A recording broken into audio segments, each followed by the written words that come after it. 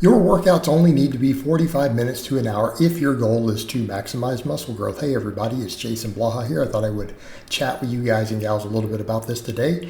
And this is one of these topics where I'm fully aware it's going to be a controversial statement, particularly in light of the current debates between high volume versus intensity and everything in the evidence-based world. And here's something I'm going to say.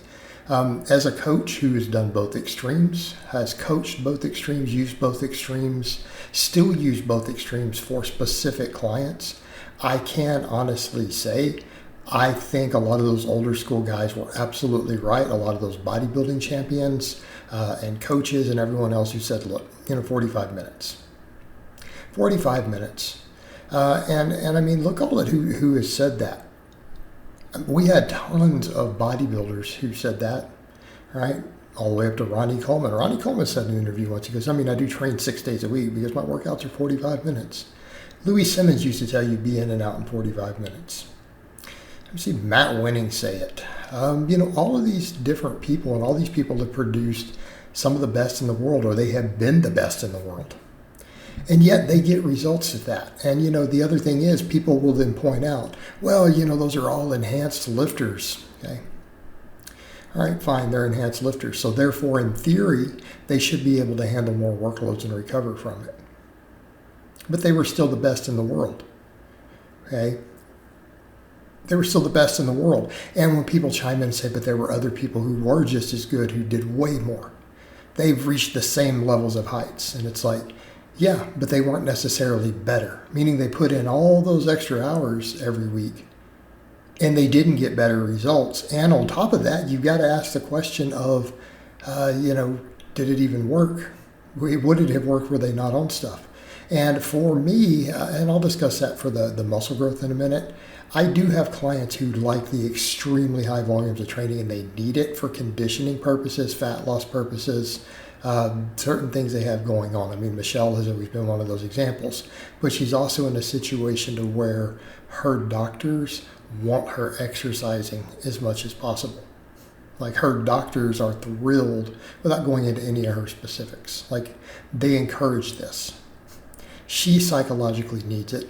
And then plus by that same token, when she's wanting to lean out for certain things, it's really, really useful. But we need to be clear, it's not being done to gain extra muscle at that point. It's being done for medical benefits, health benefits, weight loss benefits, okay? And just burning through more energy, okay? So that's a little bit different than saying, hey, I'm just trying to get jacked. I'm trying to gain as much muscle as possible. And we've always seen people who have been able to do this. I've observed it for decades, and I was shocked, that some of the people I've seen in my life, I could not believe how little they trained to have gotten the results that they got.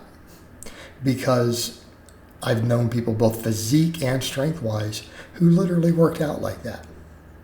Their lifting was 3 hours a week at most. I've met guys who destroyed my strength that way, completely blown it out of the water, every lift possible. And I've met people training that way who had better physiques than I have ever had at any point in my life, including now.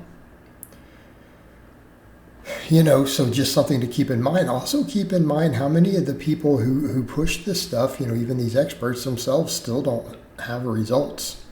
Okay, there's a lot of them. It's a lot of them. And again, I've observed as a coach that as long as people will train hard and focus, 45 minutes. And I've observed clients, I've observed drug-free clients over the years who, when they came in and they go hard, and they did, 45-minute workouts, 3-4 times a week, an hour at most. So I've kind of gotten with a lot of that with mine. The only reason some of my workouts take any longer than the 45 minutes is why? Because I want to ramp up to a heavy single. That's it. That only happens on my days with the big lifts where I do singles, right? It doesn't ever happen on my pump days. It doesn't happen on my shoulder days. My back and bicep days, my shoulder days, those can be done in 30 minutes. But, do the math on this stuff. People say, oh, I don't believe it. Well, look at the sets. Like, well, how many sets is a good workout? 10, 12 total sets in a day? Like honestly, even if you're only training 3-4 days a week, right? 12 sets in a workout should be more than enough to maximize muscle growth. Okay, like even if you're doing 2 body parts, 12 total sets, right? 12 total work sets. How long is that between sets? Assuming you didn't need to warm up a lot for a max. And people forget that. They're like, well, I got to warm up. No, you don't. If you're doing sets of 6 or higher, unless it's a squat maybe, you don't need more than 1 warm-up set for the whole day, unless you're out of shape, okay? 1 warm-up set. So setting that aside, assuming 5 minutes for a warm-up, okay, then you go into your work sets. 5 minutes you can't be warmed up ready to do a work set, there's a problem. 12 sets.